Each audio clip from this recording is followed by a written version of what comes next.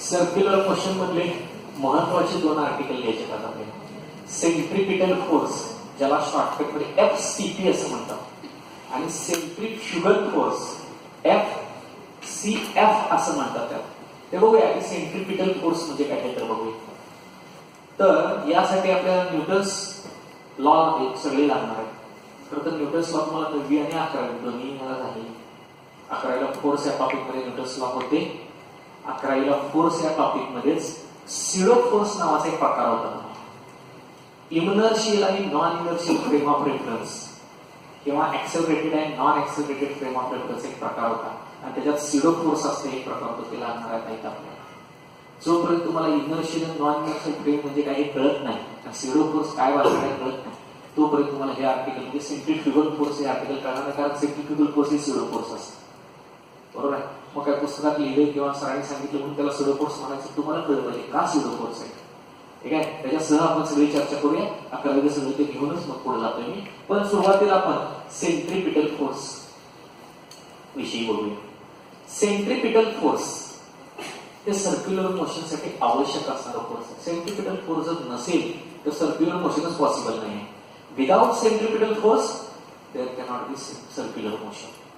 काय असते centripetal force म्हणजे काय असते नेमकं, तर यासाठी तुम्हाला न्यूटन सेकंड लॉ आला पाहिजे हे समजायसाठी डिटेलमध्ये. न्यूटन सेकंड लॉ काय आहे त्याच्या अगोदर मी फर्स्ट लॉ सांगतो. परवा आपण सांगितलं आपल्याला, जर एखादी बॉडी ही बॉडी रेस्ट पोझिशन मध्ये थांबलेली आहे, किंवा दुसरा प्रकार, ही जी बॉडी आहे ती समजा युनिफॉर्म व्ही एवढ्या व्हेलॉसिटीने चालली आहे. व युनिफॉर्म व्हेलॉसिटी याचा अर्थ त्याची डायरेक्शन पण बदलत नाही बघा, आणि त्याची मॅग्निट्यूड ही बदलत नाही. स्ट्रेट लाईन मध्ये युनिफॉर्म मोशन स्ट्रेट लाईन मध्ये अशी चालली आहे. ठीक आहे. तर या बॉडी जोपर्यंत त्याच्यावर एक्सटर्नली कोण फोर्स ऍक्ट करत नाही तोपर्यंत स्वतःहून त्याची स्टेट ऑफ मोशन म्हणजे त्याची मोशन मधली स्थिती. आता ह्याची मोशन मधली स्थिती काय आहे, हा रेस्ट पोझिशन मध्ये किंवा ह्याची व्हेलॉसिटी 0 आहे असं म्हणू शकतो ना आपण. ह्याची मोशन मधली स्थिती काय आहे, हा युनिफॉर्म मोशन मध्ये चालली त्याची बॉडी स्ट्रेट लाईन मध्ये युनिफॉर्म मोशन मध्ये, म्हणजे व्हेलॉसिटी चेंज न होता व्हेलॉसिटी चेंज होत नाही अर्थ डायरेक्शन आणि मॅग्निट्यूड दोन्ही चेंज होत नाही अशा अवस्थेत चाललेली आहे. तर जोपर्यंत यावर कोण एक्सटर्नल फोर्स ऍक्ट करत नाही तोपर्यंत त्याच गतीत जात राहते. स्वतःहून वळत सुद्धा नाही. आळस वळायचं सुद्धा आळस, आणि चालली असेल तर थांबायचा पण आळस, थांबली असेल तर चालायचा पण आळस. यालाच इनर्शिया असं स्टँडर्ड भाषेत म्हणतात. जडत्व असं मराठीत म्हणतात, आणि त्यालाच इनर्शिया असं म्हणतात. बॉडीच्या अंगी इनर्शिया असतो. कुठल्याही बॉडीच्या अंगी स्वतःहून त्याची मोशन मधली स्थिती बॉडी बदलत नाही. मग ती थांबलेली असेल तर त्याच थांबलेल्या अवस्थेत राहते. मार्गावर पडलेला एखादा दगड कुठून चालायला लागेल म्हणून वर्षानुवर्षी तिथं पडलेलं, जोपर्यंत त्याला कोण फोर्स देत नाही तोपर्यंत स्वतःहून त्याची पोझिशन बदलणार नाही. आणि जर एखादी बॉडी युनिफॉर्म मोशन मध्ये चालली असेल तर स्वतःहून त्याची पोझिशन बदलत नाही जोपर्यंत त्याच्यावर कोण एक्सटर्नल फोर्स ऍक्ट करत नाही तोपर्यंत. तुम्ही म्हणणार एखादी मोशन मध्ये चाललेली बॉडी थांबते की आपोआप, बरोबर आहे. फुटबॉलला किक मारली, फुटबॉल थोडा जातो पुढे थांबेल की नाही, कसं काय, कुठं फोर्स दिलाय कोणी, अरे त्याच्यावर फोर्स 2-3 ऍक्ट होत असतात. एक तर तो ग्राउंड वरनं गडगडत चालला असेल तर फ्रिक्शन आहे ना, ते फ्रिक्शन फोर्स त्याच्यावर ऍक्ट होते, अपोज करते त्याला, म्हणून थांबतो. मग पुढं समजा हवेतनं चालला असेल, फ्रिक्शन फोर्स नाही म्हणला तुम्ही, बरोबर आहे. तर हवेचा रेजिस्टन्स असतो ना, सायकल जोरात चालवायला विशेषतः उलट्या वाऱ्यात चालवायला कळतं हवेचा रोध किती येतो, बरोबर आहे ना. तर हवेचा तर त्याला रेजिस्टन्स असतो ना, त्याच्यावर थांबतो तो. आणि समजा हवा पण नसेल, फ्रिक्शन पण नसेल, ग्रॅव्हिटी तर खाली उडते का, ग्रॅव्हिटेशनल फोर्स तर ऍक्ट होते ना त्याच्यावर. पण तो चालला इकडं, ग्रॅव्हिटी उडते इकडं.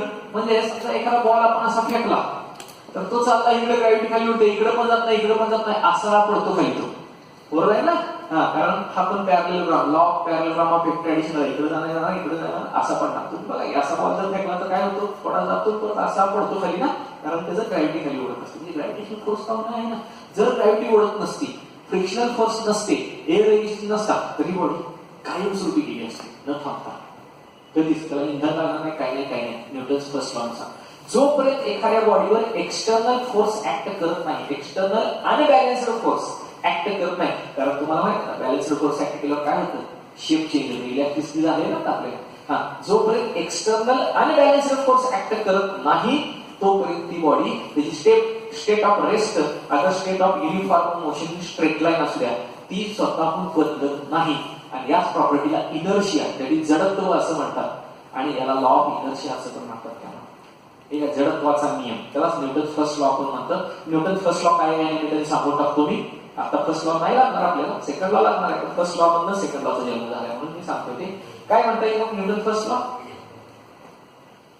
तर a body continue its a state of rest or state of uniform motion in straight line unless an external unbalanced force acts upon it.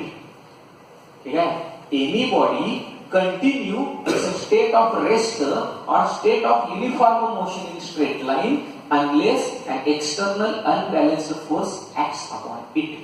याला म्हणायचं Newton's first law of motion किंवा लॉ ऑफ इनर्शिया किंवा जडत्वाचा नियम. म्हणजे यात काय सांगितले, जोपर्यंत तुम्ही एखाद्या बॉडीवर अनबॅलन्स्ड फोर्स ऍक्ट करणार नाही तोपर्यंत ती बॉडी स्वतःहून त्याची मोशन बदलणार नाही. इव्हन डायरेक्शन पण बदलणार नाही. लक्षात घ्या, व्हेलॉसिटी बदलत नाही म्हणजे डायरेक्शन पण बदलत नाही. फोर्स जोपर्यंत ऍक्ट करत नाही तोपर्यंत व्हेलॉसिटी बदलत नाही. याचा अर्थ काय झाला, फोर्स ऍक्ट केल्यावर काय होईल, व्हेलॉसिटी बदलेल. जर तुम्ही फोर्स ऍक्ट केला तर व्हेलॉसिटी बदलेल. व्हेलॉसिटी बदलेल म्हणजे दोन प्रकारे बदलू शकते, तीन प्रकारे बदलू शकते. त्याची मॅग्निट्यूड बदलेल, डायरेक्शन तीच राहील, किंवा डायरेक्शन बदलेल फक्त मॅग्निट्यूड तीच राहील, किंवा दोन्ही बदलतील. त्यातला काही होईल. पण जर फोर्स ऍक्ट केला तर नक्की व्हेलॉसिटी बदलणार. म्हणजे जर ह्याच्यावर पाठीमागे टोला आला समजायला तर फोर्स लावला ना म्हणजे ही व्हेलॉसिटी बदलणार. कमी होईल, जास्त होईल, वळेल, काहीतरी होईल. बरं आहे.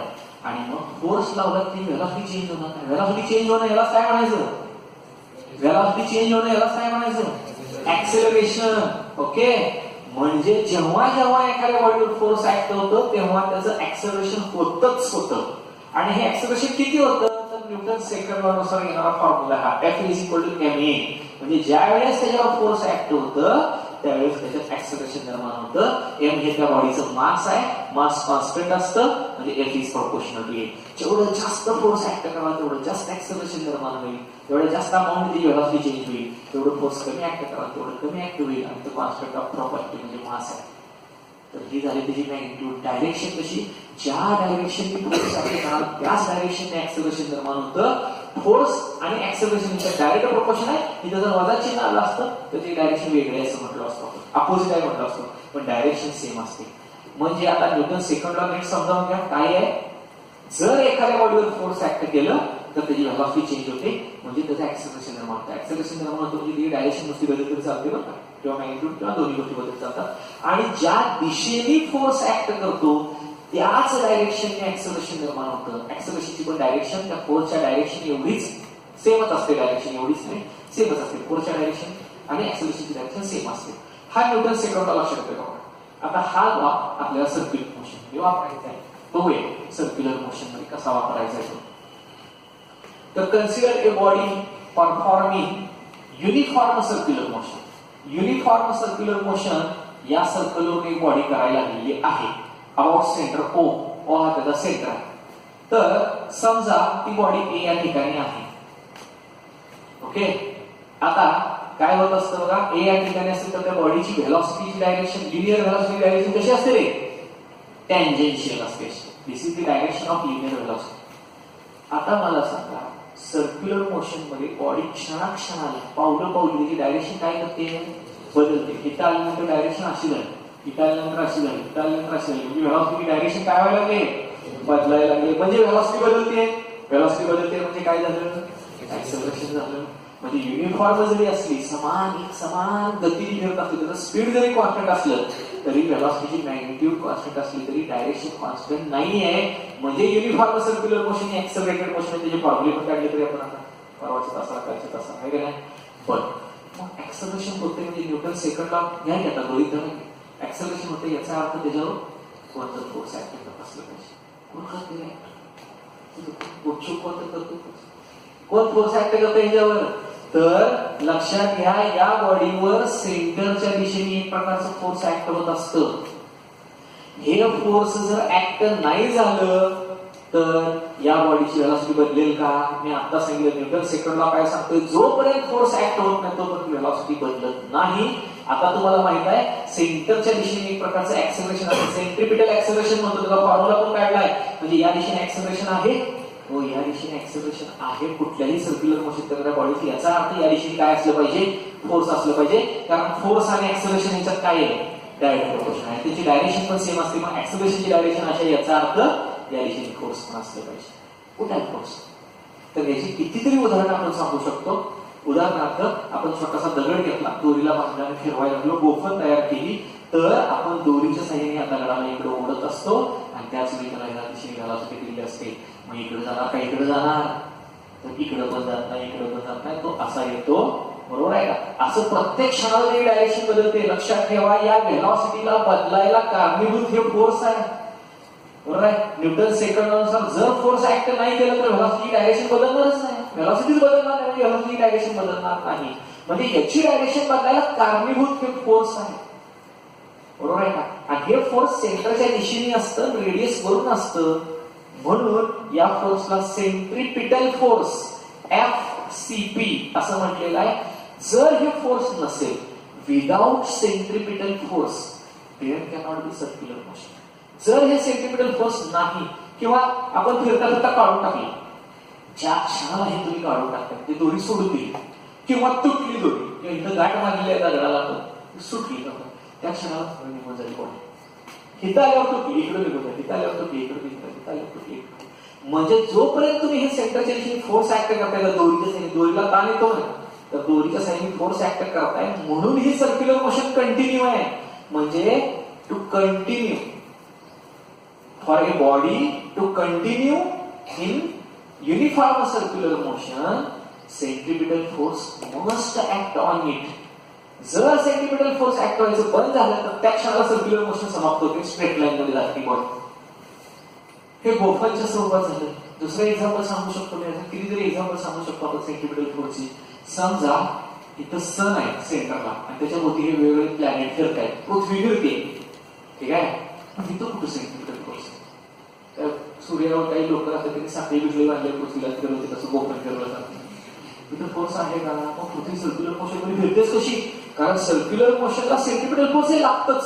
It is necessary force or it is required for maintain the body in circular motion. Circular motion मध्ये जर बॉडी मेंटेन करायची असेल तर हे अत्यावश्यक असणारं फोर्स आहे, ते नसेल तर सर्क्युलर मोशनच पॉसिबल नाही. मग इथं पृथ्वी जेव्हा केव्हा तयार झाली, किंवा हे प्लॅनेट सोलर सिस्टीम आपली जेव्हा केव्हा तयार झाली, त्यावेळेस त्यांना अशी विनंती मिळालेली, तो महास्फोट झाला वगैरे असं मानलं जातं. बरं, तशा काही थेरी आहे, तर स्फोट झाला त्याला व्यवस्थित मिळाली ना, बरोबर आहे का? आणि त्याच वेळी हा सूर्य त्या पृथ्वीला ओढतोय इकडं ग्रॅव्हिटेशनल फोर्स. आणि मग हे जे फोर्स आहे ते तिथं काय होतंय, सेंट्रिपिटल फोर्स म्हणून ऍक्ट करत नाही, तर पृथ्वीने तिची डायरेक्शन बदलली नसते, सरळ गेली असते. लक्षात घ्या. पण हा सूर्य त्याला ओढतोय इकडं, पण मग सूर्यावर जाऊन आदळत करा, तर हे इकडे ओढते पण पृथ्वीला जायचं इकडे, म्हणजे इकडे जाईल का इकडे जाईल, तर अशी. आणि अशा प्रकारे सर्क्युलर मोशन करत राहते. किंवा कुठलाही प्लॅनेट सूर्यावर, किंवा moon revolve around the earth, तिथं सुद्धा gravitational force of attraction act as centripetal force required for the circular motion. Circular motion साठी आवश्यक असणारं जे काही सेंट्रिपिटल फोर्स आहे ते ग्रॅव्हिटेशनल फोर्स म्हणून ऍक्ट होत असतं. हे जर नसेल तर त्याचं ऍक्सेलरेशन होणार नाही. न्यूटन सेकंदानुसार फोर्सच नसेल तर ऍक्सेलरेशन होणारच नाही. ऍक्सेलरेशन होणार नाही म्हणजे बॉडी डायरेक्शन पण बदलणार नाही, मॅग्निट्यूड पण बदलणार, सरळ पण. लक्षात येते का? ठीक आहे. दुसरे उदाहरण अजून एखादं सांगतो. पॉझिटिव्हली चार्ज आणि न्यूक्लियस असतो, त्याच्यावरती निगेटिव्हली चार्ज इलेक्ट्रॉन फिरत असतो, सर्क्युलर ऑर्बिट मध्ये फिरतो ना, बरोबर आहे का? इथं पॉझिटिव्ह आणि निगेटिव्ह चार्ज मध्ये कसलं फोर्स असतं? Electrostatic force of attraction between positively charge nucleus and negatively charge electron act as centripetal force required for the circular motion. Circular motion साठी आवश्यक असणारा सेंट्रिपिटल फोर्स म्हणजे इलेक्ट्रोस्टॅटिक फोर्स ऑफ अट्रॅक्शन असतं positively charge nucleus आणि negatively charge electron मध्ये, ठीक आहे. आणि त्याच्यामुळं ही बॉडी फिरते. लक्षात घ्या. म्हणजे तो इलेक्ट्रॉन न्यूक्लियस वरती फिरतो. अशी कितीतरी उदाहरणं देतात येतील आपल्याला सर्क्युलर मोशनची. Without centripetal force circular motion possible नाही, किंवा centripetal force is necessary force to maintain the body in circular motion. एकही अपवाद नाही, अपवाद असू पण शकत नाही, ठीक आहे. सेंट्रिपिटल फोर्स हे अत्यावश्यक फोर्स आहे त्याच्यासाठी. मग आता ह्या फोर्सचा फॉर्म्युला काढायचा सेंट्रिपिटल फोर्सचा. कळले की फोर्स न्यूटन्स लॉ नुसार एफ इज इक्वल टू काय आहे एम आहे. समजा ह्या बॉडीचं मास एम आहे, एम एवढं मास असणारी बॉडी इथे सर्क्युलर ऑर्बिट मध्ये फिरायला लागलेली आहे असं समजूया. ओके, मग ह्या बॉडीवर सेंटरच्या दिशेने फोर्स ऍक्ट होतोय आणि त्या फोर्सला काय म्हणणार आहे आपण CP, F CP that is centripetal force is equal to mass. तसंच राहू द्या. ऍक्सेलरेशनचा फॉर्म्युला काढलाय, ऍक्सेलरेशनचे 3 फॉर्म्युले काढले एक फॅक्टर तिन्ही स्वरूपात मी लिहितोय. ऍक्सेलरेशनचे फॉर्म्युले कसे काढले बघा आपण. सेंट्रिपिटल ऍक्सेलरेशनचे फॉर्म्युले व्ही इंटू ओमेगा असा पण काढलाय, व्ही स्क्वेअर अपॉन आर असा पण काढलाय आणि आर ओमेगा स्क्वेअर असा पण काढलेला आहे. बरोबर आहे. हेच मी वेक्टर स्वरूपात पण लिहून दाखवलं तुम्हाला. ए बार इज इक्वल टू काय तरी व्ही बार क्रॉस ओमेगा बार असतं, ओमेगा बार क्रॉस व्ही बार असतं, ओमेगा बार क्रॉस व्ही बार. नक्की चेक करूया. काय नाही, ओमेगा डायरेक्शन अशी असते, व्ही बारची डायरेक्शन अशी आणि ऍक्सेलरेशनची डायरेक्शन सेंट्रिपिटल ऍक्सेलरेशन अशी असते, सेंटरकडे असते. हे ऍक्सेलरेशनची डायरेक्शन आहे, ही व्ही ची डायरेक्शन आहे. हा ओमेगा उचलला इथे ठेवला चालतो ना. मग हा ओमेगा बार आहे, हा व्ही बार आहे. राईट हँड रूल वापरायचा आहे बघा. ओमेगा कडून व्ही कडे जाते ना, ओमेगा कडून व्ही कडे मोठे जातात ना. कसा आलाय आलाय का ए बारच्या दिशेने बरोबर. म्हणजे ए बार कडून काय आहे ओमेगा बार पासून तो वापरता आला पाहिजे. ती चार सांगितले. बर, हाच फॉर्म्युला वेक्टरच्या स्वरूपात कसा लिहिता येतो व्ही स्क्वेअर अपॉन आर. पण ही त्याची मॅग्निट्यूड झाली, त्याच्या डायरेक्शननी असणारा एखादा युनिट वेक्टर इथे लिहावा लागतो. तर आपण काय करतो, रेडियसच्या दिशेने असणारा एक unit vector R zero cap घेतो. आर झिरो कॅप घेतो ना. मग त्याला युनिट वेक्टरने गुणलं पाहिजे मला आर झिरो कॅपनी. अरे पण ह्या आर झिरो कॅपच्या हे काय आहे ऍक्सेलरेशन विरुद्ध आहे. म्हणजे इथं काय लिहावं लागतं आपल्याला मायनस चिन्ह लिहावं लागतं. असं वेक्टरच्या स्वरूपात येतं. पुढे हे झालेलं आहे ऑलरेडी सगळं सांगायला पाहिजे. पुढे हे आर ओमेगा स्क्वेअरच्या स्वरूपात कसं लिहितं ओमेगा स्क्वेअर आर बार लिहा. आर बार म्हणजे हा वेक्टर आहे पण त्याच्या विरुद्ध आहे ना ऍक्सेलरेशनची डायरेक्शन. म्हणजे इथं सुद्धा काय लिहावं लागेल तुम्हाला मायनस. काही नाही, हेच फॉर्म्युले मी वेक्टरच्या स्वरूपात लिहिले आणि हे स्केलर क्वांटिटी मध्ये लिहिलेला आहे. आता हा फॉर्म्युला वेक्टरच्या स्वरूपात कसा आहे F R is equal to M. A bar करता मास काय वेक्टर क्वांटिटी नाही ऍक्सेलरेशन. आणि मग हा फॉर्म्युला कसा आहे बघा F R is equal to M ला एम. ए बार कसा आहे omega bar cross V bar. Omega bar cross V bar किंवा एम ला एम सीपी बघा सेंट्रिपिटल फोर्स किंवा एम ला एम. कसा आहे ते minus V square upon R.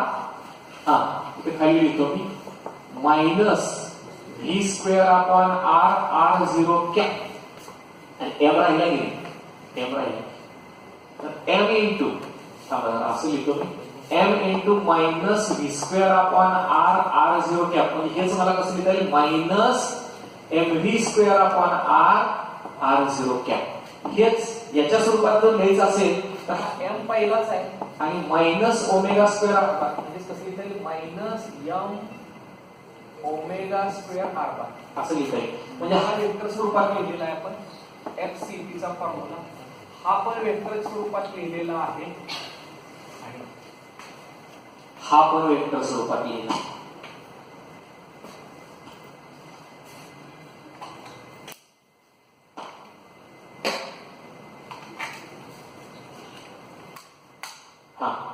Scalar आता वेक्टर स्वरूपात पेपर मध्ये लिहिण्यापुरतं आपल्याला स्केलर क्वांटिटीच्या स्वरूपात पाहिजे. बघू कसं लिहिता येईल.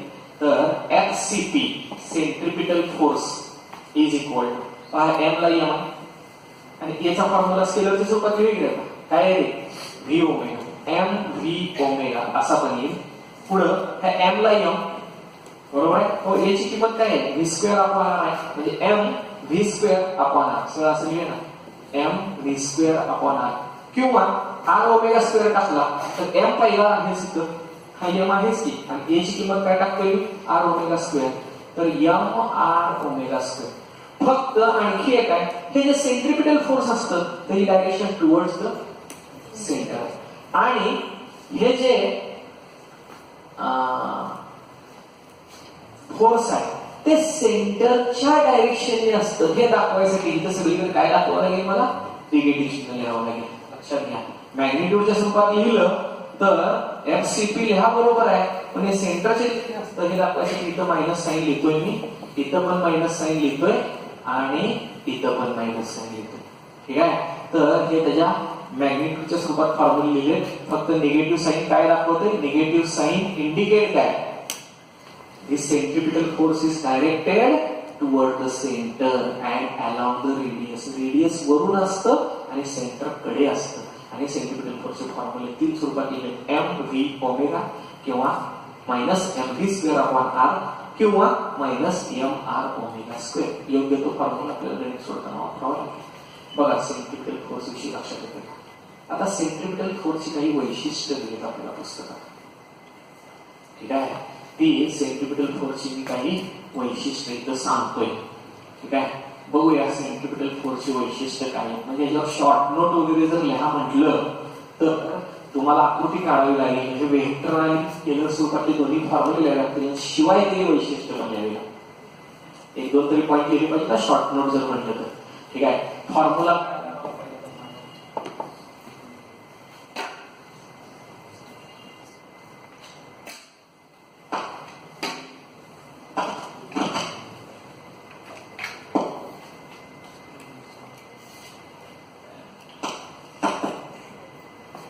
सेंट्रिपिटल फोर्सचा फॉर्म्युला काय तर मायनस एम व्ही ओमेगा किंवा minus M V square upon R किंवा minus M R omega square हा आलायचा फॉर्म्युला. ठीक आहे, मायनस साइन काय दाखवते, centripetal force is directed toward the centre of the circle. ठीक आहे, अँड अलॉंग द रेडियस आहे. पुढं सेंट्रिपिटल फोर्सची काही वैशिष्ट्य सांगतोय किंवा काही एक्स्ट्रा पॉइंट सांगतोय. पहिली गोष्ट, centripetal force is necessary force to maintain the body in UCM. That is uniform circular motion. मध्ये एखादी बॉडी तुम्हाला मेंटेन करायची असेल, त्याची युनिफॉर्म सर्क्युलर मोशन कंटिन्यू राहावी अशी जर अपेक्षा असेल तर तुम्ही सेंट्रिपिटल फोर्स ऍक्ट केलंच पाहिजे. नसेल तर त्या क्षणाला बॉडी सर्क्युलर मोशन करायला सोडून देते, सरळ जाते. त्या क्षणाला हे सोडून द्याल, त्या क्षणाला सरळ जाणार ना. म्हणजे इट इज नेसेसरी. नेसेसरी म्हणजे कळते ना, अत्यावश्यक असणारा फोर्स आहे. त्यासाठी लागणार to maintain the body in circular orbit. ठीक आहे, पुढं दुसरं काय म्हणता येईल बघा, वर्क डनचा फॉर्म्युला तुम्हाला म्हणता येईल. एक मिनिट, ते वर्क डनच्या नंतर चर्चा करू. त्याची डायरेक्शन सांग. Centripetal force is directed along the radius and towards the centre of the circle. हे दुसरं वैशिष्ट्य आपल्याला सांगता येईल. पुढे तिसरं, work done by the centripetal force. इथं नेमके बसते म्हणजे बसते. सीईटीला प्रश्न असतो, ऑब्जेक्टिव्हला प्रश्न असू शकतो. Work done by the centripetal force is, त्यात काय करतात, त्याची व्हेलॉसिटी देतात, फोर्स सेंट्रिपिटल फोर्स किती आहे हे देतात. ठीक आहे, अजून काही काही गोष्टी देतात आणि त्याचं वर्क डन काढा म्हणतात. काही सुद्धा काढावं लागत नसतं, उत्तर डायरेक्ट तिथंच असतं. डायरेक्ट उत्तर पाठ करायचं बघू, तुमच्या लक्षात राहिलं जातं. वर्क डनचा फॉर्म्युला काय कोण सांगतो. कुठल्याही बॉडीने केलेलं वर्क डन, ही बॉडी आहे समजा, ही बॉडी सध्या ए या ठिकाणी, समजा या बॉडीवर आपण फोर्स ऍक्ट केलं, ही बॉडी थोड्या वेळाने बी या ठिकाणी गेली, तर हे जे आहे त्याला काय म्हणतात रे, डिस्प्लेसमेंट म्हणतात. डिस्प्लेसमेंट ही वेक्टर क्वांटिटी लक्षात ठेवा. ठीक आहे, आणि फोर्स ऍक्ट केले, फोर्स ही सुद्धा वेक्टर क्वांटिटी, पण वर्क ही स्केलर क्वांटिटी. ओके, मग वर्क डनचा फॉर्म्युला काय आहे, फोर्स इनटू डिस्प्लेसमेंट. दुसरी शब्दात लिहितो बरोबर आहे, पण हे दोघेही वेक्टर आहेत ना, म्हणजे या दोघांचा क्रॉस प्रोडक्ट येईल का डॉट प्रोडक्ट येईल.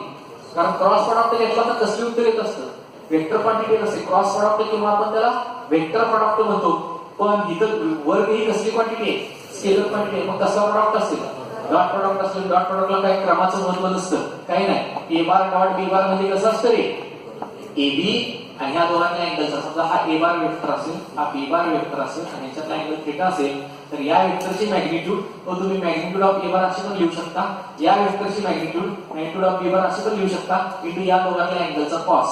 या दोघांच्या अँगलचा कॉस झाले का बघा. 11वीला स्केलर वेक्टर या चॅप्टर मध्ये हे सगळं स्केलर प्रोडक्ट, क्रॉस प्रोडक्ट ह्याच्या आधी सांगितलं होतंच मी तुम्हाला. ठीक आहे, या चॅप्टर मध्ये स्केलर प्रोडक्ट पण लागू होता. म्हणजे दोन वेक्टरचा डॉट प्रोडक्ट किंवा स्केलर प्रोडक्ट कसा घ्यायचा, दोघांची मॅग्निट्यूड कुठले, ह्या दोघांच्या अँगल मधला कॉस. मग वर्क डन ही काय आहे, स्केलर क्वांटिटी आहे, आणि तो फोर्स आणि डिस्प्लेसमेंट यांचा प्रोडक्ट आहे. तो कसला प्रोडक्ट असेल, डॉट प्रोडक्ट, म्हणजे F bar dot S bar असं असतं. लक्षात ठेवा, फोर्स इंटू डिस्प्लेसमेंटचा डॉट प्रोडक्ट किंवा स्केलर प्रोडक्ट असतो तो. आणि मग त्यांचं जर उत्तर काढायचं असेल तर ते कसं असणार आहे, मॅग्निट्यूड ऑफ एफ बार म्हणजे नुसतं F, magnitude of S bar म्हणजे नुसतं एस, इंटू या दोघांच्या अँगलचा कॉस थिटा. असा फॉर्म्युला ऍक्च्युअली वर्क डनचा फॉर्म्युला. आपण बऱ्याच वेळा फोर्स इंटू डिस्प्लेसमेंट वापरतो, पण तो फॉर्म्युला ज्यावेळेस वापरतो त्यावेळेस आपण असं गृहीत धरलेलं असतं की ज्या दिशेने फोर्स ऍक्ट केले त्या दिशेने डिस्प्लेसमेंट झालं. ज्या दिशेने फोर्स ऍक्ट केले त्या दिशेने डिस्प्लेसमेंट असेल तर फोर्स इंटू डिस्प्लेसमेंट ठीक आहे, कारण दोघांची डायरेक्शन सेम म्हणजे दोघं पॅरलल म्हणजे त्याच्या अँगल 0 आणि इथं जर टाकला तर कॉस 0 किती येतो 1 येतो, म्हणजे फोर्स आणि डिस्प्लेसमेंटचा गुणाकार म्हणजे वर्क डन असतो. ज्यावेळेस तुम्ही फोर्स आणि डिस्प्लेसमेंटचा गुणाकार मध्ये वर्क डन वापरताना त्यावेळेस ते दोघं पॅरलल आहेत, त्या एका डायरेक्शन हे गृहीत धरलेलं असतं. पण जर एका डायरेक्शन नसतील तर असं होतं का, फोर्स एका दिशेने ऍक्ट केले डिस्प्लेसमेंट दुसऱ्या दिशेने झाले, असं होतं का? तर मला सांगा पाहिजे, असं होऊ शकतं का? होऊ शकतं. कसं काय? लहानपणीच तुम्ही ऑब्झर्व केले पण कधी विचार केला नाही मोठे झाल्यावर सुद्धा. खेळण्यातली गाडी असते बरोबर आहे, लहान मुलाला असा द्वारा मारतात आणि ती ओढतात. मला सांगा ही गाडी असा द्वारा बांधून इकडे ओढतात ना, गाडी इकडे जाते का? गाडी कुठे जाते? अशी जाते ना, म्हणजे तुम्ही फोर्स लावता या डायरेक्शननी, गाडी जाते या डायरेक्शननी. आलं का? फोर्सच्या वेगळ्या डायरेक्शननी पण डिस्प्लेसमेंट होऊ शकतं का नाही? हा, तर जर दोन्ही एका डायरेक्शनने असेल तर हा फॉर्म्युला नुसता बरोबर आहे, F इंटू S, कारण कॉस थिटाची किंमत कॉस 0 1 असतो, त्यामुळं नुसतं फोर्स इंटू डिस्प्लेसमेंट येतो. पण हा बेसिक फॉर्म्युला माहित असल्या वर्कचा, ठीक आहे. पण आता हे सगळं माहित झाल्यानंतर मग सर्क्युलर मोशन मध्ये सेंट्रिपिटल फोर्सनी किती वर्क डन केलं हे काढायचं आपल्याला. तर work done by the centripetal force काय असणार? सेंट्रिपिटल फोर्स घ्यावा लागेल, ठीक आहे, आणि त्याचं डिस्प्लेसमेंट पण घ्यावं लागेल. ह्यांचा काय घ्यावं लागेल? डॉट प्रॉडक्ट म्हणजेच Fs cos θ घ्यावं लागेल ना. आता सांगा सेंट्रिपिटल फोर्सचा फॉर्म्युला FCP असा सिम्बॉल आहे. डिस्प्लेसमेंट या डायरेक्शनने होणार ना, या क्षणाला, इथल्या क्षणाला डिस्प्लेसमेंट असंच असतं ना, प्रत्येक क्षणाला जर काढायचं म्हटलं तर. मग मला सांगा डिस्प्लेसमेंट ज्या दिशेने व्हेलॉसिटी त्या दिशेने डिस्प्लेसमेंट होणार ना, तर त्या डिस्प्लेसमेंट आणि फोर्स मध्ये किती अँगल आहे? 90 डिग्री राईट अँगल आहे. आणि टँजंट रेडियस थिअरम होतो दहावीला, तुम्हाला होतं का? राईट अँगल असणार आहे, म्हणजे डिस्प्लेसमेंट समजा L झाले पण अँगल 90 डिग्री आहे आणि cos 90 किंवा cos π/2 म्हणतो आपण त्याला, 90 cos 90 किती 0 आहे, त्यामुळं हे 0 इंटू हे सगळं 0 आलं. म्हणजे work done by the centripetal force in uniform circular motion, work done by the centripetal force is always 0. Uniform circular motion मध्ये सेंट्रिपिटल फोर्सनी केलेलं वर्क डन 0 आहे, बाकीचं आपल्याला माहित नाही, बाकीचं कोणतरी केलं असेल. पण सेंट्रिपिटल फोर्समुळे होणारं वर्क डन किती असतं? 0 असतं. का? तर त्याचं डिस्प्लेसमेंट आणि त्याचा फोर्स यांच्यामध्ये अँगल 90 असतो आणि cos 90 0 येतो. Therefore work done by the centripetal force in uniform circular motion is 0. अशा आपल्याला सेंट्रिपिटल फोर्सची वैशिष्ट्य सांगता येते. बघा आता सेंट्रिपिटल फोर्स विषयी कोणाला काय शंका आहेत का? किंवा सेंट्रिपिटल फोर्स म्हणजे काय मी डिटेल मध्ये सांगितलेलं आहे, बघा लक्षात येते.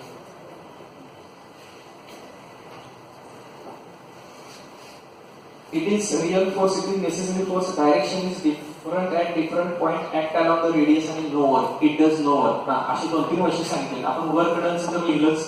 तो पहिल्यांदा आपण काय लिहिलं? त्याची direction along the radius toward the center असते. पुढं काय सांगितलं की हे नेसेसरी फोर्स आहे सर्क्युलर मोशन मेंटेन करायसाठी. पुढे काय सांगितलं? त्याच्यातलं वर्क डन 0 आहे. पुढे चौथा आकडा सांगतो इट इज रिअल फोर्स. आता रिअल फोर्स म्हणजे प्रत्यक्ष ऍक्ट केलेलं फोर्स आहे. आता रिअल फोर्स कधी कळेल तुम्हाला? सिडो फोर्स म्हणजे काय हे क्लिअर कळलं किंवा रिअल फोर्स कळेल तुम्हाला, पण हे रिअल फोर्स आहे, ठीक आहे. हे प्रत्यक्ष ऍक्ट केलेलं फोर्स आहे, बरोबर आहे ना, हे रियालिटी मध्ये असणारा फोर्स आहे, त्यामुळे हे रिअल फोर्स आहे. आणि अजून काय सांगितले? एवढे सांगितले आपल्याला, ठीक आहे. तर हे सगळी वैशिष्ट्ये ही दिलेली आहेत. बरं, आता आपण सेंट्रिफ्युगल फोर्स कडे येणार आहोत. बघा सेंट्रिपिटल फोर्स आणि त्याचे एक्झाम्पल तर सांगितलं तुम्हाला सेंट्रिपिटल फोर्स. आता सेंट्रिफ्युगल फोर्स कडे येऊया.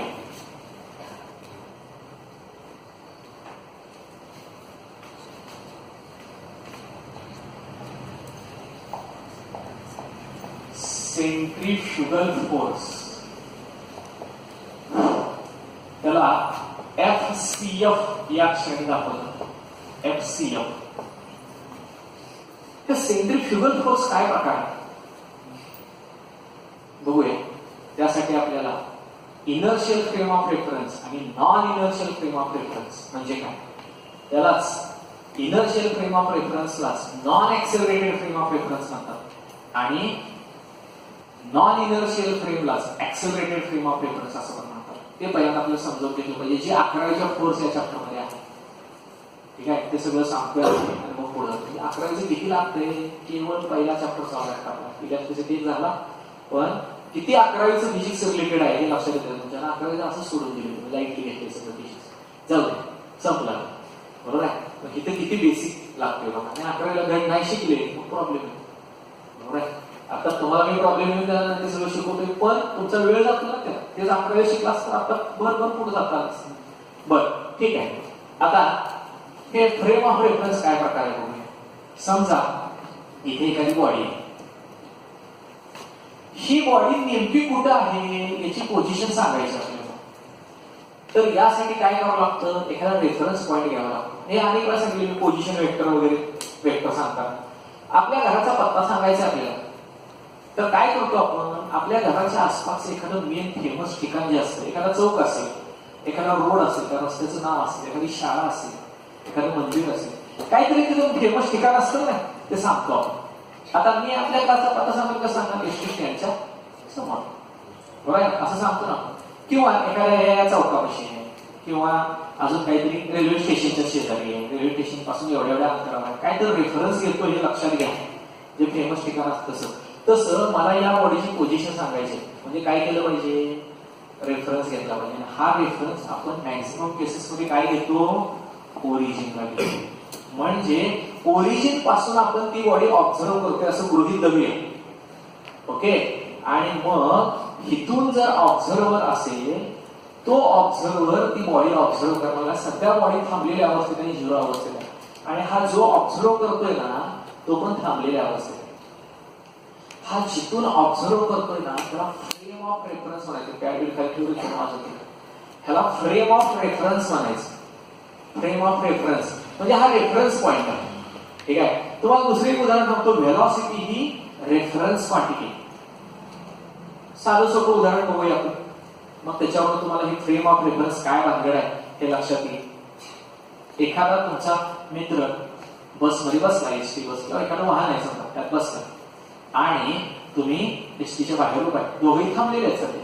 एसटी पण थांबली आहे, त्यात बसलेला तो व्यक्ती पण थांबलाय, बाहेर तुम्ही पण थांबलाय.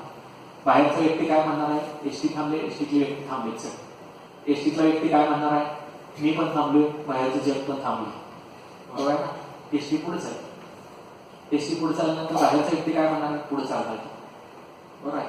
आतला व्यक्ती जो आहे त्याला काय वाटतं, त्याने शेजाऱ्याच्या पॅसेंजरकडे बघितलं, तो पण थांबलाय, मी पण थांबलोय, बाहेर बघितलं, बाहेरची झाडं इमारती सगळं मागं चालली, दिसतं का नाही, बरोबर आहे. त्यांना काय वाटतं माहिती का, आपण थांबलोय आणि बाहेर जो एसटीच्या बाहेर त्याचा मित्र उभा राहिला तो पाठीमागे चाललाय, बाहेर झाडं इमारती असतात तर पाठीमागे चालले, ऍक्च्युअली हे चाललेले असते पुढं, पण त्यांना काय वाटतं आपण थांबलोय, जग मागं चाललंय, असं वाटतं का नाही, भास होतो का नाही तसा. ठीक आहे, म्हणजे हे कशामुळे असं होतं, कोणाचं खरं, एसटीला म्हणतोय नाही मी थांबलोय, जग मागं चाललंय, बाहेरचा म्हणतोय नाही आम्ही थांबलोय, एसटी पुढे चालली, खरं कोणाचं, हा बाजूला सांगतो दोघांचंही काय.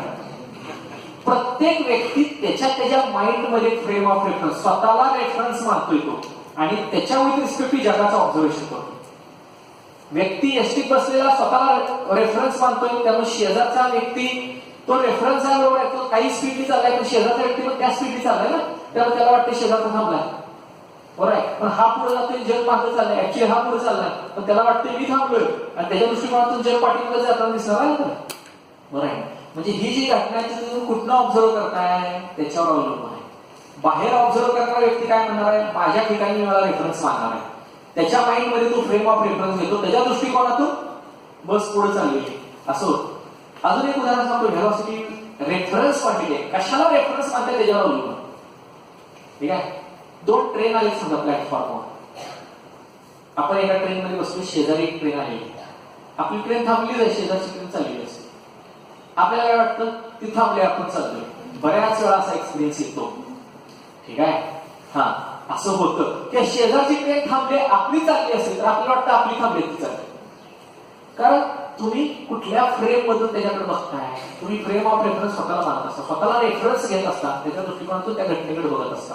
प्लॅटफॉर्मवर उभं राहिलेला व्यक्ती करेक्ट सांगेल कुठली ट्रेन चालली आहे कुठली थांबली, कारण तो त्याच्या फ्रेम मधनं बघतोय ह्या घटनेकडे. बरोबर आहे. अजून एक उदाहरण सांगतो. आपल्याला रोज सूर्य पूर्वेला उगवताना दिसतो आणि पश्चिमेला मावळताना दिसतो. बरोबर आहे. काय वाटतंय? सूर्य इकडे उभं इकडे इकडे इकडे इकडे इकडे चाललाय, कारण आपण पृथ्वीवर उभा राहून या घटनेकडे बघतोय, त्यामुळे आपल्याला वाटते पृथ्वीभोवती सूर्य फिरतोय. बरोबर आहे ना.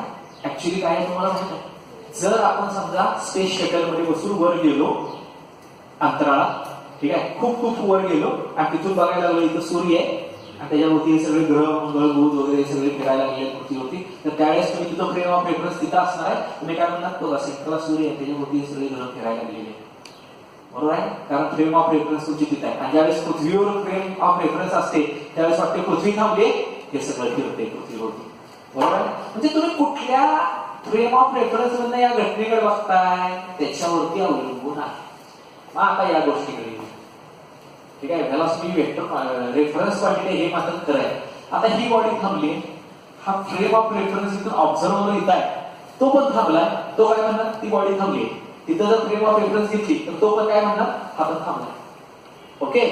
आता बघा, हा थांबलेलाच आहे, फ्रेम ऑफ रेफरन्स स्टेडी आहे आणि हा चालला युनिफॉर्म व्हेलॉसिटी चालला, एक समान गतीने. डायरेक्शन बदलत नाही, व्हेलॉसिटी बदलत म्हणजे मॅग्निट्यूड बदलत नाही. तर हा काय म्हणणार? तो चालला एक समान गतीने.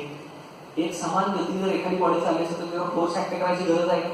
न्यूटन फर्स्ट लॉ मगाशी म्हणून तर सांगितलं मी, जोपर्यंत त्याच्यावर पण आता चाललीच आहे सुद्धा बॉडी, ऑलरेडी ती मोशन मध्ये आहे, त्याची डायरेक्शन बदलत नाही, त्याची मॅग्निट्यूड बदलत नाही, काहीच बदलत नाही. हा काय म्हणणार? बरोबर आहे, न्यूटन फर्स्ट लॉ खरा, कारण जोपर्यंत त्याच्यावर कोण फोर्स ऍक्ट करत नाही तोपर्यंत ती डायरेक्शन बदलत नाही, मॅग्निट्यूड बदलणार, त्याच कंटिन्यू मोशन मध्ये राहील. बरोबर आहे. आता उलट घेऊ, हा थांबलाय, पण ही जी फ्रेम आहे ना ती फ्रेमच चालली, पुढे इकडे चालली आहे इकडे चालली, पण एक समान गतीने चालली आहे. बरं, एक समान गती चालली, इकडे चालली. समजा हा फ्रेम आलाच इकडे चालला असेल, ऑब्झर्वर इकडे चालला असेल, तर ह्याला काय वाटतं माहिती आहे? मी थांबलोय, ती बॉडी इकडे चालली. किंवा ही फ्रेम इकडे चालली असेल एक समान गतीने, बरं का, ठीक आहे, इकडे चालली नाही, तर ह्याला काय वाटणार? मी थांबलोय, ती बॉडी तिकडे चालली. टेस्टिंग बसले व्यक्तीला कसं वाटतं? जग मागे चालले. तसं याला काय वाटणार? मी थांबलोय, हे मागे चाललंय. पण हा काय चाललाय? एक समान गतीने चाललाय ना, म्हणजे ऍक्सेलरेशन आहे का इथे? नाहीये. मग ह्याला काय म्हणायचं? Non accelerated frame of reference. Non accelerated, कारण याचं ऍक्सेलरेशन थांबला असेल तर ऍक्सेलरेशन होत नाही, त्याला बदलते का? नाही. किंवा युनिफॉर्म मोशन चाललाय, डायरेक्शन न बदलता आणि स्पीड पण न बदलता युनिफॉर्म मोशन चाललाय, म्हणजे काय झालं? नॉन ऍक्सेलरेटेड झालं. आणि यालाच इनर्शियल असं पण म्हणतात. Inertial frame of reference. Inertial किंवा non accelerated frame of reference म्हणायचं. इथं या बॉडीवर किंवा ह्याच्यावर फोर्स ऍक्ट करायचा सवालच येत नाही. न्यूटन फर्स्ट लॉ लागू पडतो का? बरोबर बघा. युनिफॉर्म मोशन जर हा चालला असेल तर युनिफॉर्म मोशन चालला आणि ह्याला काय वाटतं? मी थांबलोय, पण ती बॉडी युनिफॉर्म मोशन तिकडे चालली आणि युनिफॉर्म मोशन मध्ये जात असेल तर त्याला फोर्स ऍक्ट करावा लागतो का? नाहीये. न्यूटन लॉ लागू पडतात ना सगळे. बरोबर. आता प्रश्न असा आहे की जर हा फ्रेम ऑफ रेफरन्सच ऍक्सेलरेशन व्हायला लागलं, ही बॉडी थांबली आहे तिथं, बरोबर आहे, म्हणजे या बॉडीवर फोर्स ऍक्ट होतोय का? नाहीये, थांबलेली आहे बॉडी. आणि ही जी फ्रेम आहे ना ही इकडे चालली आहे, पण ह्याची व्हेलॉसिटी वाढायला लागली. व्हेलॉसिटी वाढते याचा अर्थ ऍक्सेलरेशन होते. मग असं असेल तर त्याला काय म्हणायचं? ऍक्सेलरेटेड फ्रेम ऑफ रेफरन्स, किंवा त्याला दुसरं एक नाव आहे नॉन इनर्शियल. ऍक्सेलरेटेड किंवा नॉन इनर्शियल. उलट सुलट आहे बघा. नॉन ऍक्सेलरेटेड म्हणले की इनर्शियल आहे आणि ऍक्सेलरेटेड म्हणले की नॉन इनर्शियल. उलट सुलट. ठीक आहे. तर आता काय होतं बघा, फ्रेमच ऍक्सेलरेशन लागले, फ्रेमच पळायला लागले, पण पळताना व्हेलॉसिटी कमी किंवा जास्त होते. समजा वाढत वाढत वाढत वाढत चालले. हिथनं ऑब्झर्व करणारा व्यक्ती काय म्हणणार आहे माहिती आहे? की तुम्हीच समजा इथं असाल तर तुम्ही काय म्हणणार? मी थांबलोय, ती बॉडी मागं चालली आहे आणि नुसती मागं नाही चालली, त्याची व्हेलॉसिटी वाढायला लागली. ऍक्च्युली ह्याची व्हेलॉसिटी वाढायला लागली. ह्याला काय वाटणार? आपण थांबलोय आणि ती मागं चालली आणि त्याची व्हेलॉसिटी वाढायला लागली. व्हेलॉसिटी वाढायला लागली म्हणजे काय झालं? त्याचं ऍक्सेलरेशन झालं. आणि न्यूटन्स लॉ नुसार, त्याला न्यूटन्स लॉ मध्ये माहित आहे इथल्या व्यक्तीला, त्याला काय वाटतंय? ती बॉडी तिकडे चाललेली आहे आणि त्याचं स्पीड वाढायला लागलं. ऍक्च्युली ह्याचं स्पीड वाढतंय, ह्याला माहितच नाही माझं स्पीड वाढतंय. त्याला वाटतं तिचं स्पीड वाढते म्हणजे त्याचं ऍक्सेलरेशन होते आणि ऍक्सेलरेशन होते म्हणजे न्यूटन्स लॉ नुसार त्याच्यावर कोणतं फोर्स ऍक्ट करत असलं पाहिजे? मला सांगा, आता कोण फोर्स ऍक्ट करते का त्याच्यावर? त्याच्यावर कोणच फोर्स ऍक्ट करत नाही. प्रत्यक्ष त्याच्यावर कोण फोर्स ऍक्ट करत नाही, तरी पण याला वाटते त्याचं ऍक्सेलरेशन होते, म्हणजे तिथं फोर्स कोणतं ऍक्ट करत असलं पाहिजे. जर फोर्स कोण ऍक्ट करत नसेल तर न्यूटन्स लॉ खोटे आहे. असं सगळंच कन्क्लुजन काढणार आहे. काय म्हणणार आहे? त्याच्यावर फोर्स ऍक्ट होते. तुम्ही म्हणला नाही, कुठलं फोर्स ऍक्ट होत नाही, हा म्हणला न्यूटन्स लॉ खोटे आहे. कारण न्यूटन्स लॉ काय सांगतो? जोपर्यंत फोर्स ऍक्ट होत नाही तोपर्यंत ऍक्सेलरेशन होत नाही. त्याचं तर ऍक्सेलरेशन होतंय, ह्याला वाटते ना तसं, ऍक्च्युअली होतच नाही, ह्याला वाटतंय ना त्याचं ऍक्सेलरेशन, ऍक्च्युअली ह्याचं ऍक्सेलरेशन व्हायला लागलं. म्हणजे ही फ्रेम कसली, ज्या फ्रेम मधून तो पाहतोय ही घटना, ती फ्रेमच ऍक्सेलरेटेड आहे. ऍक्सेलरेटेड फ्रेम ऑफ रेफरन्स मधून जर ही घटना पाहत असाल तर त्याला काय वाटतं, दुसऱ्याच बॉडीचं ऍक्सेलरेशन, ज्या घटनेकडे बघतोय त्याचं ऍक्सेलरेशन होतंय, ऍक्सेलरेशन होतंय म्हणजे त्यावर फोर्स ऍक्ट झाला पाहिजे, पण फोर्स ऍक्ट होतच नाही. मग एक तर फोर्स ऍक्ट होत नाही असं म्हटलं पाहिजे, म्हणजे न्यूटन्स लॉ खोटे आहेत असं म्हटलं पाहिजे. नसेल तर ह्याच्यावर फोर्स ऍक्ट होते असं मानलं पाहिजे. बरोबर आहे? मग Newton's laws of motion accelerated frame of reference मध्ये खरे ठरावे म्हणून याच्यावर एक प्रकारचं फोर्स ऍक्ट होतंय असं मानायचं असतं. आणि अशा मानल्या गेलेल्या इमॅजिनरी फोर्सलाच PSEU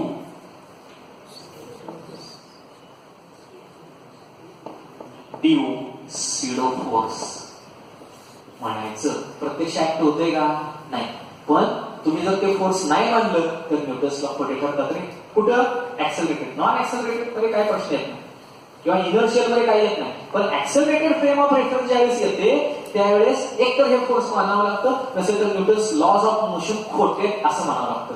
म्हणून to obey Newton's laws of motion in an accelerated frame of reference or non-inertial frame of reference, these forces are imagined. हे फोर्स मानण्यात आलेले आहेत and such forces are called as pseudo force. pseudo म्हणजे आभासी किंवा imaginary म्हणू शकतो.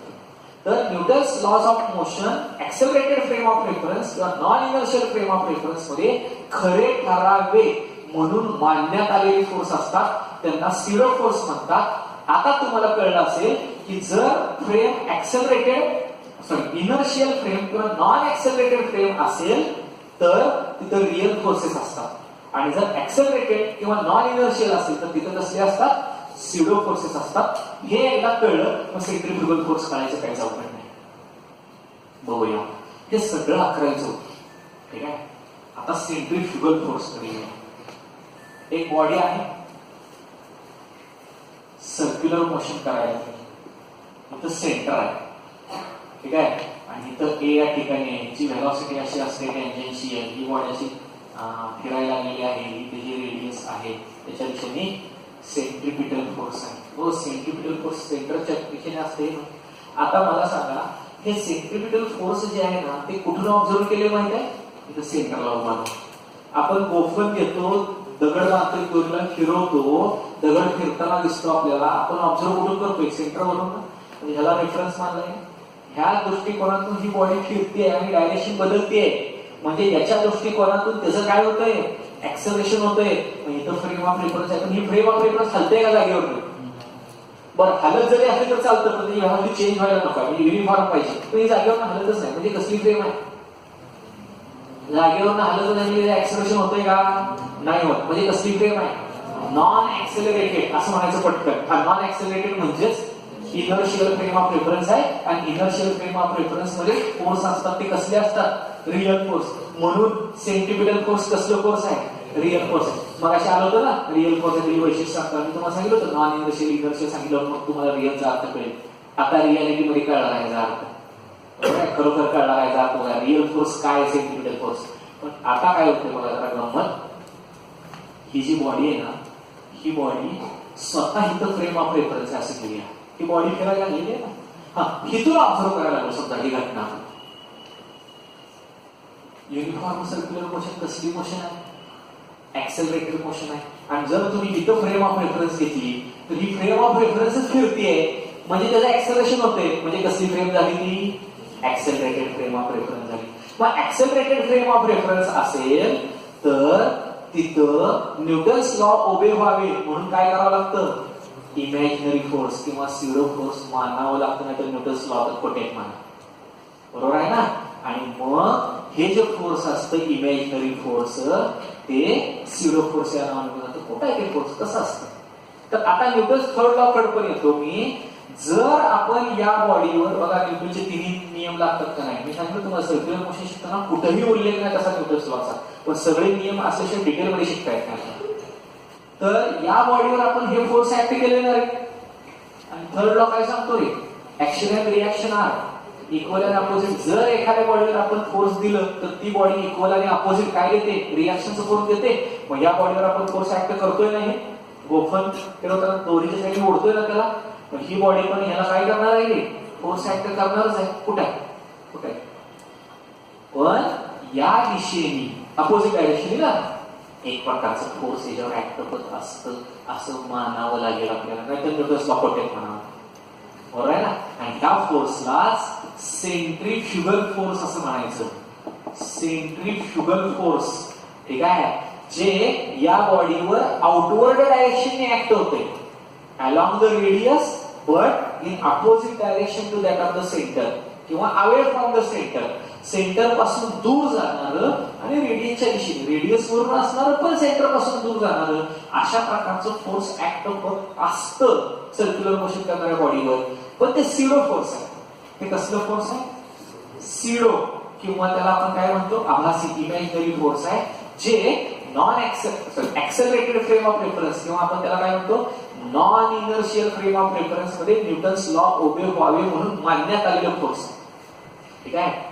मग असे जे फोर्स आहे त्याचा फॉर्म्युला काय आहे. अरे हे फोर्स काय आहे रे, मॅग्निट्यूडला इक्वलच आहे, फक्त डायरेक्शन काय आहे, अपोजिट आहे. त्यामुळं सेंट्रीफ्युगल फोर्सचा फॉर्म्युला कसा येईल, एम व्ही ओमेगा किंवा एम आर ओमेगा स्क्वेअर किंवा M V square upon R असाच फॉर्म्युला येईल. फक्त सेंट्रिपिटल फोर्स निगेटिव्ह म्हणजे टुवर्ड द सेंटर असतं, हे अपोजिट सेंटर असतं म्हणून पॉझिटिव्ह. मुद्दाम पॉझिटिव्ह लिहितोय, पॉझिटिव्ह नाही लिहिलं तर चालतं पण मुद्दाम लिहितोय कारण सेंट्रिपिटल फोर्सच्या विरुद्ध दिशा त्याची आहे. निगेटिव्ह दाखवते याचा अर्थ टुवर्ड द सेंटर आहे आणि पॉझिटिव्ह दाखवते याचा अर्थ अवे फ्रॉम सेंटर. ओके. आणि हे जर तुम्हाला वेक्टर स्वरूपात लिहायचं असेल तर मला सारखंच लिहावं लागेल, एम आणि ओमेगा बार क्रॉस विभाग घ्यावा लागेल बरं का, किंवा M omega square R bar घ्यावा लागेल, किंवा तिसरं M V square upon R into R zero cap घ्यावं लागेल. तर निगेटिव्ह घ्यायची गरज नाही कारण ते आधारच्या दिशेनेच आहे, रेडियस वेक्टरच्या दिशेनेच आहे. तर याप्रमाणे ते वेक्टर स्वरूपात लिहिता येईल आणि त्याची नुसती मॅग्निट्यूड पाहिजे असेल तर याप्रमाणे लिहिता येईल. आणि मग सेंट्रीफ्युगल फोर्स जे आहे ना त्या सेंट्रीफ्युगल फोर्सची एक्झाम्पल पण पाहिजे, त्याची वैशिष्ट्य पण पाहिजे. आपल्याला एक्झाम्पल्स पाहूया. पहिला कशावर हे फोर्स असतं काही तर अनुभवाला आलं पाहिजे ना, तर बघूया हे फोर्स असतच. त्याची 2-3 उदाहरण सांगतो तुम्हाला. समजा इथून रस्ता आहे, असा रस्ता वळला, हे सगळं उद्यापासून घ्यायचं. पण आपल्याला बँकिंग ऑफ रोड नावाचं महत्वाचं आर्टिकल येणार आहे उद्यापासून. जेवढे सर्क्युलर क्वेश्चनचे आर्टिकल आहे ते सगळे टिपिकल आर्टिकल आहेत, मोठे आर्टिकल आहेत. समजा रस्ता इथून एखाद्या वाहनात बसून चालला आहे आणि इथून रस्ता वळला, गाडी अशी जाणार आहे.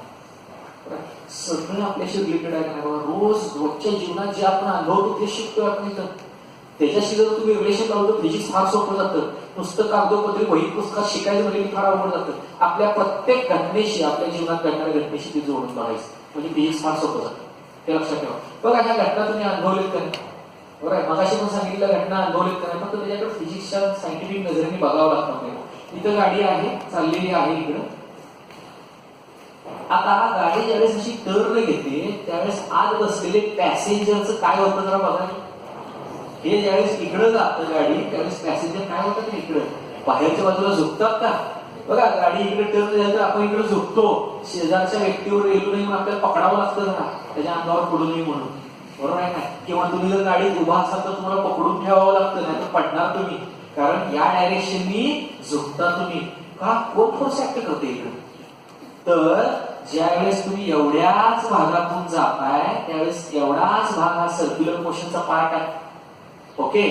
आणि हा जर सर्क्युलर मोशनचा पार्ट असेल तर सर्क्युलर मोशनसाठी सेंट्रिपिटल फोर्स लागतच. म्हणजे तो कुठे सेंट्रिपिटल फोर्स आहे, तर त्या गाडीचे टायर आणि रोडचा सरफेस याच्यामध्ये फ्रिक्शनल फोर्स असतं ना, ते तिथं सेंट्रिपिटल फोर्स पण ऍक्ट होत असतं. त्याचं डिटेलमध्ये उद्या येणार. ठीक आहे, पुढच्या आर्टिकलमध्ये डिटेलमध्ये येणार. पण सेंट्रिफ्युगल फोर्स पण असलं पाहिजे ना. सर्क्युलर मोशन आहे म्हणजे तर त्या सेंट्रिफ्युगल फोर्स त्या पॅसेंजरला काय करत असतं, आउटवर्ड. पॅसेंजर आउटवर्ड बाहेरच्या बाजूला लीन होतात ना, झुकतात ना, ते सेंट्रिफ्युगल फोर्स होत असतं. लक्षात घ्या, हे सेंट्रिफ्युगल फोर्स असतात. लक्षात घ्या. पुढं दुसरं उदाहरण पाहूया. ते यात्रेत असे दोन फिरणारे पाण्याला हा आता बघा वाटलं हा, आणि मग यात्रेची सुट्टी असेल तरी ट्युशनला या, पण यात्रेत फिरून मग घरी राहा. हा, पण ट्युशन बुडू नका, कारण महत्वाचं आहे ते करणार नाही. बरं, आता काय होतं बघा, तर असा एक पाण्याचं दोघं जण बसतात, एक बल फिरत असते बघा. हा, असं हॉरिझॉन्टल म्हणतोय, बरोबर आहे. उभा पाळणा नाही, उभ्या पाळण्याचा पण विचार करायचा पुढच्या चॅप्टरमध्ये. आता काय होतं, हे ज्यावेळी जोर जोरात फिरायला लागतं त्यावेळेस इकडचा व्यक्ती बाहेरच्या व्यक्तीच्या अंगावर गेला जातो असा. बरं, बघा तुम्ही अजून अनुभव घ्या. म्हणून इकडच्या बाजूला बसायचं नसतं, फिजिक्सच्या माहिती तर इकडचा व्यक्ती साकारले जाणार, बरोबर आहे ना. हा, फिजिक्स माहित असेल तर ते माहित असेल ना, नाहीतर मग तो अनुभव घेतल्यावर आता पुढच्या वेळेस मी इकडे बसणार. तर लक्षात घ्या, याचं कारण काय आहे, हा सर्क्युलर मोशन करत असताना आउटवर्ड डायरेक्शन फोर्स ऍक्ट होत असतं. ते कसलं फोर्स आहे, सेंट्रिफ्युगल फोर्स आहे. त्यामुळे बाहेरच्या बाजूला झुकतात. किंवा असं इमॅजिन करा की असा गोल टेबल आहे, ठीक आहे, असा टेबल आहे आणि तो टेबल फिरायला लागला, स्मूथ गुळगुळीत टेबल आहे आणि हा टेबल असा आडवा ठेवला असा फिरायला लागलाय आणि याच्यावरती तुम्हाला उभा केला. तुम्ही बाहेरच्या बाजूला फेकले जाणार, तुम्हाला स्ट्रगल करावं लागेल थांबायचं की तिथं, बरोबर आहे. बाहेरच्या बाजूला असं सरकत सरकत जाणार. किंवा कॉईन ठेवले समजा एखादं, ओके, हा, आणि ती टेबल असा फिरायला लागलेला आहे, तर हे कॉईन असं बाहेरच्या बाजूने सरकणार, पडणार खाली.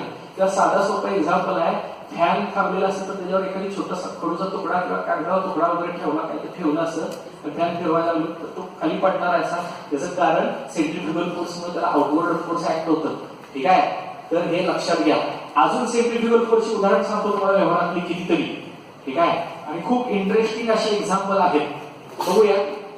तुम्ही घरी प्रयोग करून बघू शकता.